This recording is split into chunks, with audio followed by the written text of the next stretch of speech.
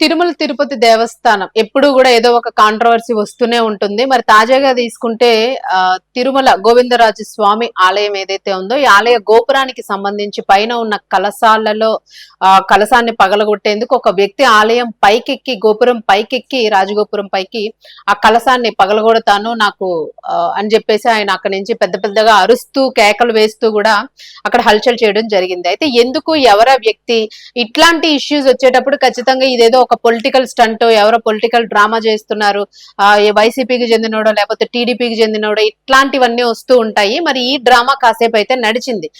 ఈ వ్యక్తి అలా ఎవరైనా దాన్ని ధ్వంసం చేయడానికి ఎక్కాడు అని చెప్పేసి, ఎందుకంటే ఈ మధ్య కాలంలో విగ్రహాలు ఇట్లాంటివన్నీ ధ్వంసం చేస్తూ ఉన్నారు కాబట్టి ఈ వ్యక్తి మీద కూడా అలాగే అనుమానం వచ్చింది. టీటీడీ అధికారులకి అలాగే పోలీసులకు కూడా కంప్లైంట్ ఇచ్చారు. మరి ఈ తరుణంలోని అసలు ఎవర వ్యక్తి ఎందుకు ఎక్కాడో అన్నదైతే ప్రస్తుతానికి అయితే ఒక క్లారిటీ వచ్చింది. దీనికి సంబంధించి టీటీడీ కూడా స్పందించింది. మరి కలశాన్ని పగలగొట్టాడా, గోపురం మీద ఉన్నది, లేదంటే బెదిరించాడా అనేది చూసుకుంటే దాన్ని పీకి పగలగొట్టే ప్రయత్నం అయితే చేశాడు.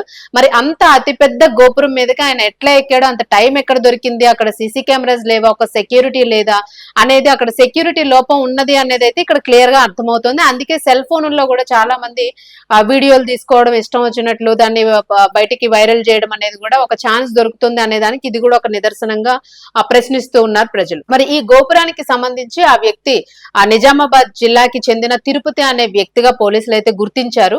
ఈ వ్యక్తి ఏంటంటే గోపురం పైకెక్కి బెదిరిస్తూ తనకి తాగడానికి ఒక క్వార్టర్ కి డబ్బులు ఇవ్వాలంటూ కూడా బెదిరించడం జరిగింది. అయితే ముందే తాగిన మైకంలో ఎక్కి ఇంకో క్వార్టర్ తాగడానికి అడిగాడా, లేకపోతే అసలు డబ్బులు లేక క్వార్టర్ తాగడానికి పూర్తిగా పైకెక్కి తాగడానికి డబ్బులు ఇవ్వమని బెదిరించాడా? సో ఇదైతే మాత్రం పూర్తిగా మనకి వెళ్ళడం లేదు. బట్ ఏంటంటే తాగడానికి, మద్యం తాగడానికి డబ్బులు ఇవ్వాలంటూ బెదిరించాడు. సో అంతవరకు దిగజారిపోయింది పరిస్థితి, ఆలయం చుట్టుపక్కల పరిస్థితి అనేది అయితే ఇక్కడ అర్థమవుతూ ఉంది. ఒక సామాన్యుడు కూడా, ఒక తాగుబోతు కూడా గోపురం మీదకి ఎక్కినంత చనువు, అంత విచ్చలవిడితనము, అంత ఫ్రీడమ్, ఆ ఫ్రీనెస్ అనేది అక్కడ, ఫీజబిలిటీ అనేది అక్కడ ఉంది అనేది అర్థమవుతుంది.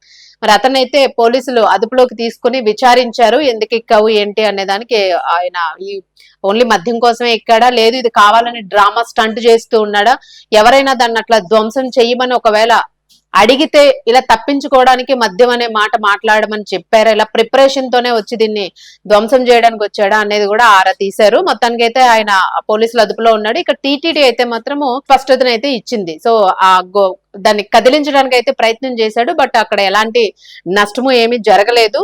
ఆ ప్రయత్నం అయితే జరిగింది. బట్ సెక్యూరిటీ విషయంలో, అంటే మేము లోపల సేవలో ఉన్నాము, సేవలో ఉన్న టైంలోని అతను గోవిందరాజు స్వామి ఆ గోపురం పైకి ఎక్కి ఇట్లా చేశాడు అని చెప్పేసి అయితే వాళ్ళు ఒక సంజాయిషి, అంటే ఒక విషయం అయితే వెల్లడించారు. ఎలాంటి నష్టం జరగలేదు అనే క్లారిటీని అయితే ఇచ్చారు. బట్ ఇక్కడ ఏంటంటే భద్రతా లోపం జరుగుతోంది అనేది అయితే ఇక్కడ క్లియర్ కట్ గా అర్థమవుతూ ఉంది. ఒకవేళ నిజంగానంటే అది ఏ బంగారం అయ్యుండి ఉంటే, లేదా ఏ వెండిదో అయ్యి ఉంటే, దాన్ని ఒకవేళ విరిచి తీసుకెళ్లిపోయి ఉంటే అర్ధరాత్రి టైంలో అది ఆయన ఒకవేళ తాగి ఉన్నాడు అని అనుకోవచ్చు. ఎందుకంటే ఆ మైకంలోనే ఆయన పెద్ద పెద్దగా అరడం ఇవన్నీ చేశాడు కాబట్టి, తాగిన మైకంలోనే ఒక సాధారణంగా దొంగతనానికి వచ్చిన వ్యక్తి అయితే మాత్రం అర్ధరాత్రి వచ్చి పట్టుకెళ్లిపోయే అవకాశం ఉంటుంది. ఖచ్చితంగా అప్పుడు కూడా నష్టం జరిగే ఛాన్స్ ఉంటుంది. సో ఇదేంటంటే తిరుమల తిరుపతి దేవస్థానము, దాని చుట్టుపక్కల ఉన్న ఆలయాలు, దానికి సంబంధిత అనుబంధ ఆలయాలు, వీటన్నింటిలో కూడా అక్కడక్కడ కూడా సెక్యూరిటీ లోపాలు ఉన్నట్లుగా కనిపిస్తుంది.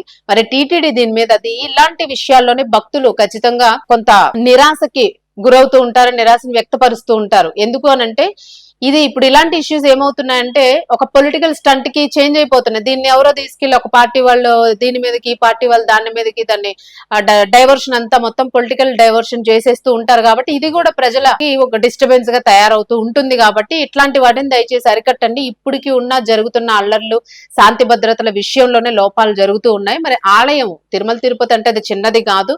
ఇట్లాంటి ఆలయంలోనే ఒక స్ట్రీట్ లోనే కెమెరాస్ ఉంచుతూ ఉంటాము.